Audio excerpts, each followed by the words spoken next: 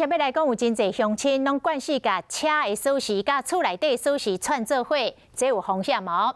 来看皮湖西区德源村的村长翁仔某，因为无用咧举办感恩的参会，忙乱当中，就甲机车的锁匙放伫电仔卡电动车的充电箱仔面顶，就是因为这罐机车的锁匙有来绑厝内大门的锁匙，结果就贼偷了，厝内底8万块的现金拢去互贼仔偷摕去。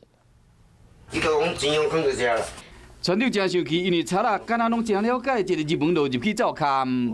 留2.500，内面有8万块现金摕去了后，佫加好水留2张500的。是讲賊仔哪会遮顺利会使入去厝内？原来是村长夫人一时无闲，锁匙凊彩放。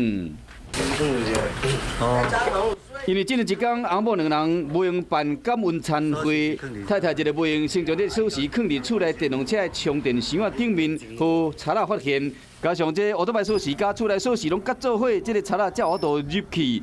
伫平有袂少乡亲，伊的习惯是安尼，车骑到位了后，锁匙拢插伫咧车顶，像安尼共款的变成賊仔下手的目标。你做想讲足安全的啊！这单纯的砖仔头煞着贼偷，害这个村民拢提心吊胆，是讲这个賊仔无直接摕收银机内面的现金，电脑知影讲其他藏钱的所在，即马认为讲有可能是熟悉人所做的。 警方已经调监视器画面，要抓人。